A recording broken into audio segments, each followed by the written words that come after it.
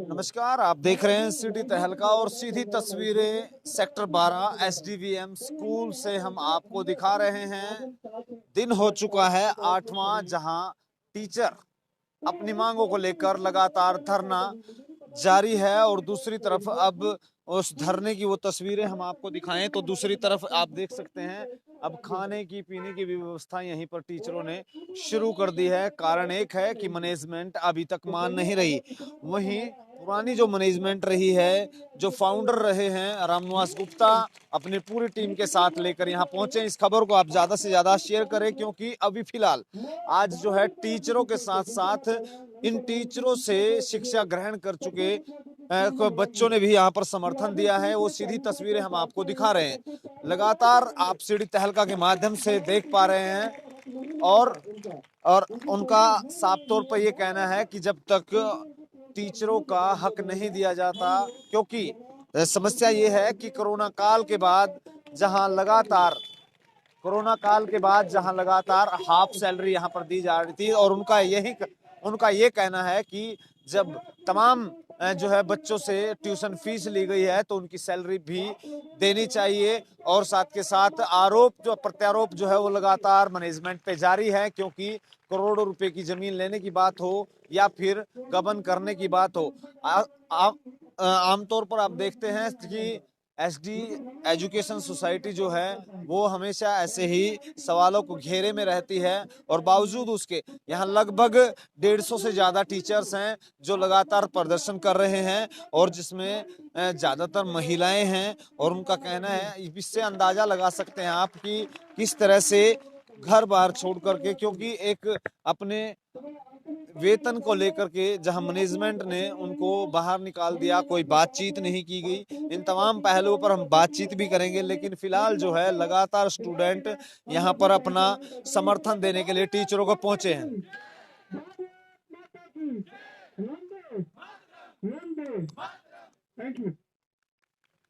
तो यहाँ आपने देखा कि लगातार जो है समर्थन में यहाँ पर टीचरों के समर्थन में यहाँ शिक्षक पहुंचे हैं। ताहिल साहब हमारे साथ हैं, उनसे पूछेंगे 8 दिन हो चुके हैं, ऐसे में मैनेजमेंट द्वारा कोई बातचीत का दौर, कोई बीच का रास्ता या फिर आपसी जो मांगे हैं उनको लेकर के क्या कुछ कहेंगे आप? तरफ से कोई भी पहल नहीं है जी। मैनेजमेंट में से हमारे सेक्रेटरी साहब हैं, उनसे एक बार मीटिंग हुई है, उन्होंने कहा था आगे मैं मांग रखूंगा, उसके बाद से हमारे साथ कोई बात नहीं हुई है। क्या नाम है सेक्रेटरी? सेक्रेटरी नरेश नरेश जी हैं। बातचीत हुई नहीं फिर? उसके बाद बात ही नहीं हुई, उसके बाद मिले ही नहीं जी हमसे वो। इससे पहले क्या बातचीत हुई थी जब जब डीओ साहब के साथ मीटिंग हुई थी उसमें उन्होंने कहा था कि मांगों को मैं आगे रखूँ, मेरे पास पावर नहीं है, मैं मेन मैनेजमेंट से बात करके फिर मांगों को रखूंगा। तो उसके बाद लेकिन कोई उसके बाद से जवाब नहीं आया है। इतने लंबे समय से आप जो है सेवाएं दे रहे हैं, बच्चों को पढ़ा रहे हैं और गुरु के बगैर स्कूल कहाँ, इस तरह की जो है बातचीत होने के बावजूद भी मैनेजमेंट का रवैया इस तरह से कैसे सामने आया है? ये समझ ही नहीं आ रहा, हमारी तो समझ के बाहर है कि ऐसा भी कैसे हो सकता है। क्योंकि इतना ज्यादा होने के बाद बच्चों का नुकसान हो रहा है, सब कुछ नुकसान, उसके बाद भी ये, और हमारी कोई डिमांड कोई ऐसी भी नहीं है, सैलरी मांग रहे हैं अपनी, तो सैलरी भी अगर हमारी सैलरी नहीं दे रहे हैं तो हमें मतलब समझ ही नहीं आ रहा है कि ऐसा क्यों कर रहे हैं इतना ज्यादा। तो हमने सोचा ही नहीं था कि इतना ज्यादा कुछ हो सकता है। कोरोना काल जो है सब पर भारी पड़ा है, बात यह है। लेकिन जो ट्यूशन फीस की बात की जाए तो तमाम बच्चों से ट्यूशन फीस ली? ट्यूशन फीस आरओ से आ चुकी है जी। 95% से ज्यादा फीस हमारी आ चुकी है। शुरुआत में जब फीस नहीं आई थी तो हमने भी सैलरी की डिमांड नहीं करी। अप्रैल में हमने सैलरी नहीं ली, मई में नहीं ली जब कोरोना काल चल रहा था। जून में फिर इन्होंने 50% हमें अप्रैल और मई की दी, तो हमने कहा कोई बात नहीं, बच्चों हम पेरेंट्स के साथ हैं, हम शुरू से पेरेंट्स के साथ हैं। फिर इन्होंने 50-50% करके देनी शुरू करी, तब भी हम पेरेंट्स के साथ थे जी, अभी भी हम पेरेंट्स के साथ हैं। उसके बाद बीच में चेयरमैन सर ने, जो हमारे पूर्व चेयरमैन सर थे रघुनंदन जी, उन्होंने कहा कि हम आपको पूरी सैलरी देंगे, आप फीसें मंगवा दो।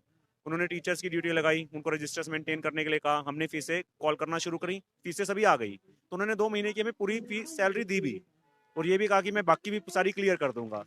जब नए चेयरमैन सर आए तो आते ही उन्होंने 35 टीचरों को निकाल दिया। अब जो है सतीश चंद्रा जी, हाँ जी, उन्होंने निकाल दी और बाकी सैलरी 70% कर दी, उसमें भी हमने कुछ नहीं कहा। उसके बाद उन्होंने हमसे लेटर लिखवाई कि आगे से भी जो मैं दूंगा वो तुम्हें मंजूर है। तो उसके ऊपर टीचरों ने उनको कहा कि हम तो साइन कर नहीं सकते, तो उन्होंने कहा जो नहीं साइन कर सकता निकल जाओ बाहर। तो उसके बाद फिर सारे टीचर्स जो हैं अपनी इज्जत को ध्यान में रखते हुए कि उन्होंने ऐसा कहा, तो वो फिर बाहर आके बैठे हैं। 7 दिन 8वां दिन है और ऐसे में आगामी जो रणनीति क्या है आप लोगों की? किस तरह से धरना प्रदर्शन लगातार जारी रहेगा या फिर इसको लेकर के मैनेजमेंट से आज पूर्व में जो फाउंडर हैं इस स्कूल के, वो भी पहुंचे थे यहाँ पर, रामनिवास गुप्ता जी। तो क्या कुछ कहा, किस तरह से? उन्होंने तो पूरा सपोर्ट कराया हमें।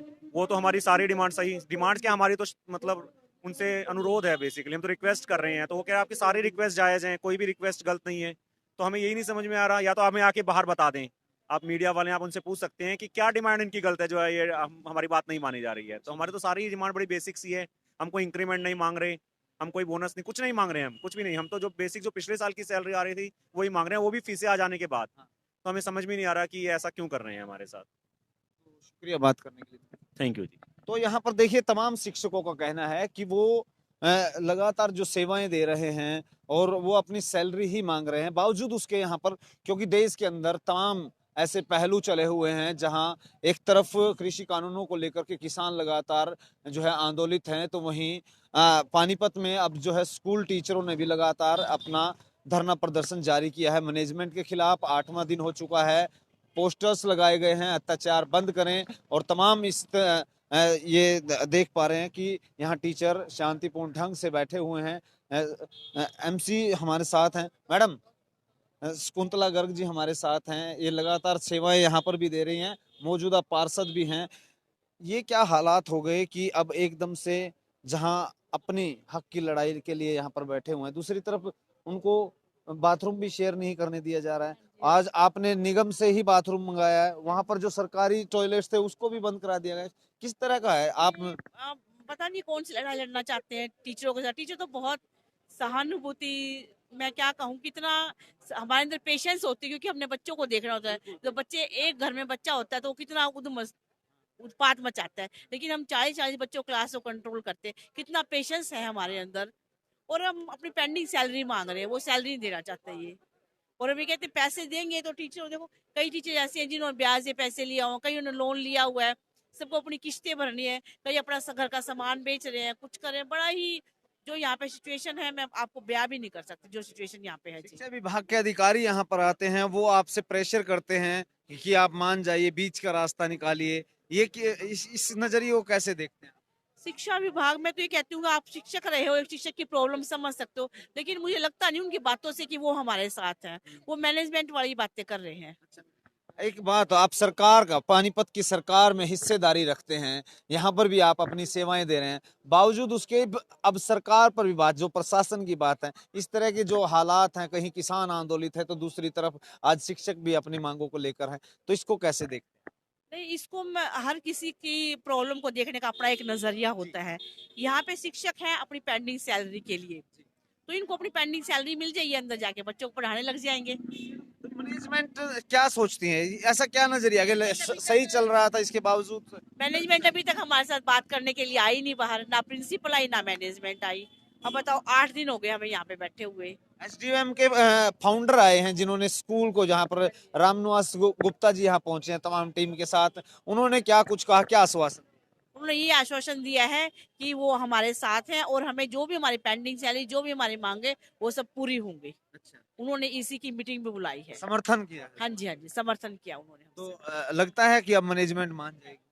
माननी चाहिए। अब बच्चों की पढ़ाई खराब हो रही है, एग्जाम है, बोर्ड के एग्जाम है, हमें बड़ा दुख हो रहा है कि हम अपने बच्चों को नहीं पढ़ा रहे और यहाँ पे बैठे हुए हैं। ऐसा क्या, जब ये दौर चल रहा था सैलरी का, क्योंकि उस समय कोरोना काल में पेरेंट्स द्वारा भी काफी दिक्कतें आ रही थी, तो अब जब पूरी फीस आ गई, ट्यूशन फीस, उसके बाद क्या कहा मैनेजमेंट ने कि आपको बाहर आना पड़ा? इन्होंने कहा कि हमारे पास फंड्स नहीं है, लेकिन फंड्स है इनके पास। जब सबने फीस, ट्यूशन फीस का मतलब क्या है? टीचिंग।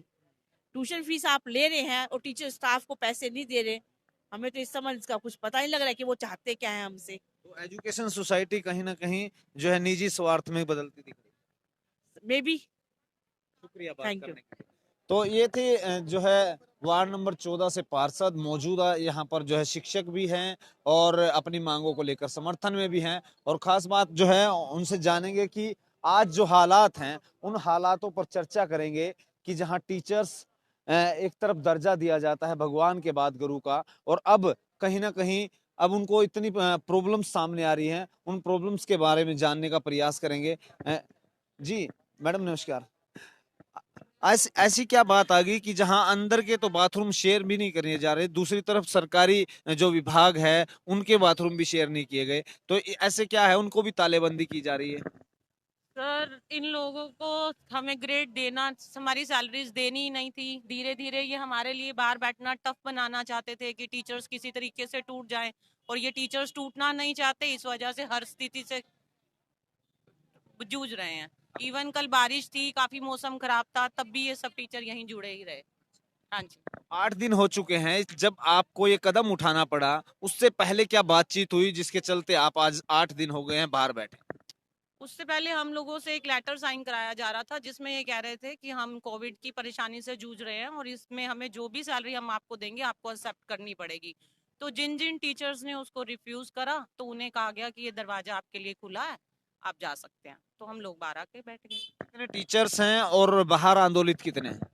सर टोटल टीचर्स यहाँ पे 166 के अराउंड हैं, और 6 टीचर्स अंदर हैं, बाकी सब बाहर हैं। आज हालात ये है कि शिक्षकों को भी जहां लगातार भगवान के बाद दर्जा दिया जाता है गुरुजनों को, और वो अपनी मांगों को लेकर अड़े हुए हैं, ऐसे में मैनेजमेंट को किस नजरिए से देखते हैं कि आज हालात इस तरह के हैं जहां मैनेजमेंट आपको मजबूर कर रही है? इसका सोचते हैं कि ये दूसरा विकल्प है कि आपको बाहर निकालने के बाद दूसरों के लिए दरवाजा खुला है? सर नहीं, अभी सोचते भी हैं लेकिन नहीं, ऐसा नहीं कर पाएंगे ये। हम लोग यही चाहते हैं कि वो आएं और हमसे समझौता करें, या जो भी हमारी डिमांड्स हैं जो कि राइट हैं वो पूरी करें, और अपनी डिग्निटी के साथ, रिस्पेक्ट के साथ अंदर चले जाएं। आप सिर्फ सैलरी मांग रहे हैं ना, आप इसमें इंक्रीमेंट तो नहीं दो कुछ तरह से? इसमें सिर्फ सैलरी है और कुछ नहीं है, और हम अपनी रिस्पेक्ट मांग रहे हैं क्योंकि वो हमारी इंसल्ट हुई थी। हम अपनी रिस्पेक्ट और अपनी बाकी बची सैलरी, जो इसको हम एरियर कह रहे हैं, उसके अलावा हम कुछ डिमांड नहीं कर रहे हैं। ट्यूशन फी बच्चों की आ चुकी है? हाँ जी, ट्यूशन फी बच्चों की आ चुकी थी। उसके अभी तक नहीं दी गई, कितने महीने की पड़ी है? सर 4 महीने तो इन्होंने 50% दी, और उसके बाद कुछ टीचर्स को रिमूव कर दिया, उनको बिल्कुल भी नहीं मिली। 4 महीने से उनको सैलरी नहीं मिली, और बाकी टीचर्स को उसके बाद 70% मिली। ऐसे में बच्चों की जो है शिक्षा भी बाधित हो रही है, पेपर्स भी आ रहे हैं, तो ऐसे में लगता है कि जिस तरह से खाने पीने की व्यवस्था है, लंबे संघर्ष के लिए बैठ चुके हैं आप? देखिए, अपने हक के लिए बैठे हैं। बच्चों का नुकसान किसी भी कीमत पर होने नहीं देंगे। हम तो जल्दी से जल्दी जाना चाहते हैं। हम अपनी खुशी से तो आए ही नहीं थे, अपने हक के लिए और अपनी इज्जत के लिए आए थे। हमें हमारा हक दे दो, हमारी इज्जत दे दो, हम तैयार हैं। आज बच्चे भी समर्थन में आए हैं, जिनको जिनको आपने शिक्षा दी, आज वो समर्थन में पहुंचे हैं, क्या कुछ कहें? हमारे पढ़ाए हुए स्टूडेंट्स हैं, हमारे फेवर में आए। हमें इन्हें देखकर बहुत अच्छा लग रहा है कि इन्हें भी उतना ही दुख है, ये भी अपने टीचर्स के परेशान है कि उन्हें उनका हक मिलना चाहिए। लगता है मैनेजमेंट जो है 8 दिन हो जाने के बावजूद बातचीत वार्ता किसी तरह की नहीं की गई है, आगामी कदम हो सकता है उनका, या फिर आप कुछ अपनी बातों को लेकर के कहीं ना कहीं कंजस्टेड होकर के फिर से आप फैसला? नहीं नहीं, हमारी ऐसी कोई मांग नहीं है। हमारी जो भी मांगे हैं हम उनके अकॉर्डिंग ही चल रहे हैं। सारी मांगे हमारी जायज़ हैं, और हमें उम्मीद है कि मैनेजमेंट हमारी सारी बातों को मानकर हमें तरीके से और इज्जत के साथ ही अंदर लेकर जाएगी।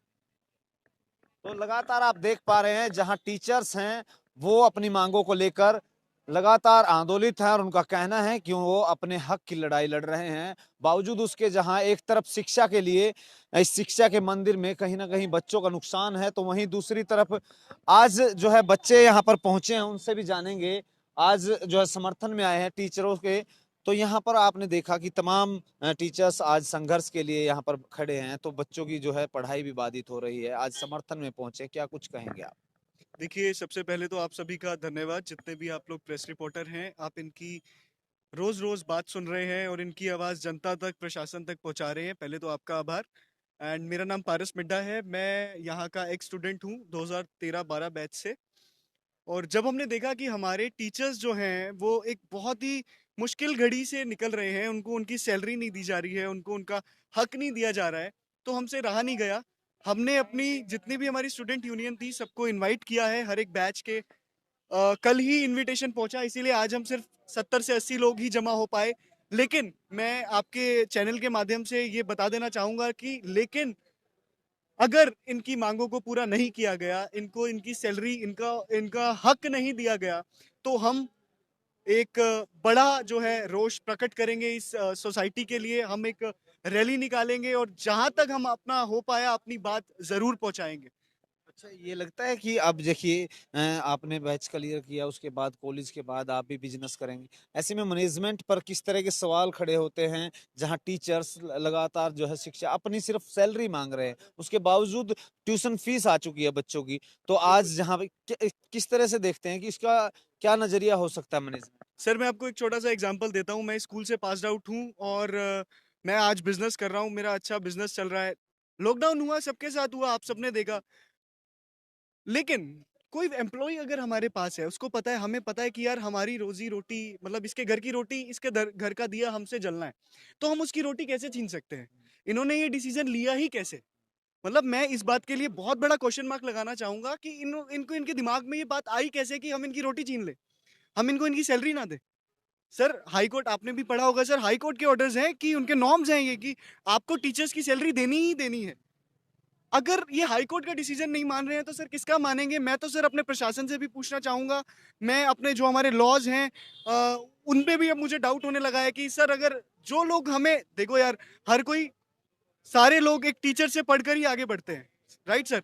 एसपी हो, डीएसपी हो, इन सब ने सर ये मैम देखें, आप देखें रो पड़े। तो यहाँ पर देखिए दूसरी तरफ ये कहीं ना कहीं लगातार आप देख सकते हैं कि टीचर्स जो हैं भावुक हुए हैं। यहाँ पर देख सकते हैं लगातार वो अपनी परेशानियों से जूझ रहे हैं और बावजूद उसके ये पल आप देख सकते हैं। इस खबर को आप ज्यादा से ज्यादा शेयर जरूर करें, क्योंकि ये कहीं ना कहीं जो उनके ऊपर आहत हुई है, क्योंकि वो सिर्फ अपना हक मांग रहे हैं, बावजूद उसके इस तरह की जो सामने बातचीत आ रही है, ये कहीं ना कहीं बेहद ही निंदनीय है। और ये दुख इस साफ झलकता नजर आ रहा है। इन तस्वीरों के माध्यम से आप देख सकते हैं लगातार जो है टीचर्स जो हैं वो भावुक होती नजर आ रही है। कारण एक ही है कि शिक्षा के साथ साथ वो घर भी संभालती हैं अपने आप को, क्या नाम है, बच्चों को लगातार वो शिक्षा ग्रहण करने के लिए यहाँ पर आती भी हैं, समयबद्ध यहाँ लगातार रहती हैं। लेकिन ये कहीं ना कहीं इस तरह की जो तस्वीरें हैं ये भावुक कर देने वाली हैं। और मैनेजमेंट से अब अगला क्या आगामी रुख रहने वाला है, इस पर भी हम बातचीत करेंगे। लगातार जो है यहाँ पर स्टूडेंट्स आए हैं जो यहाँ से पास आउट हो चुके हैं, आज समर्थन में पहुंचे हैं। मैनेजमेंट को किस नजरिए से देखते हैं? जो सिर्फ अपनी सैलरी मांग रहे हैं वो शिक्षक, ये नहीं रहेंगे और ये नहीं होंगे तो ये मैनेजमेंट भी नहीं होगी, तो कैसे देखते हैं? बेसिकली अब जैसा कि सभी लोग बोल रहे हैं और सभी हमने भी सुना और देख पा रहे हैं कि हमारे टीचर्स को उनकी सैलरी नहीं दी जा रही, जबकि ट्यूशन फीस जो है ली जा रही है। मैं एयरलाइन इंडस्ट्री में जॉब करता हूँ। मैं घर पे बैठा था पूरे अपने लॉकडाउन में, लेकिन मेरी कंपनी ने मुझे सैलरी दी थी, और जबकि हमारी जो इंडस्ट्री है बहुत डाउन जा रही थी। हमारी इंडस्ट्री को कोई फीस नहीं मिल रही थी, कोई एयरलाइन सर्विसेज नहीं दे रही थी, गवर्नमेंट ने टैक्सेस भी बढ़ाए, फिर भी हमारी कंपनी ने हमें salary the, because they know उनको अपना बिजनेस चलाने के लिए या उनको अपनी कंपनी चलाने के लिए एक एम्प्लॉय को रखना, हमारे बिना वो कैसे टिकट्स बनाएंगे, कैसे आगे बढ़ पाएंगे। वैसे ही एक स्कूल चलाने के लिए टीचर्स की बहुत ज़रूरत है। हमें इन्होंने आदर्श दिए हैं, हमें इन्होंने एटिकेट सिखाए हैं अपने जीने के, और इन्हीं के एटिकेट्स के ऊपर आज हम इतनी बड़ी कंपनी में जॉब भी कर रहे हैं।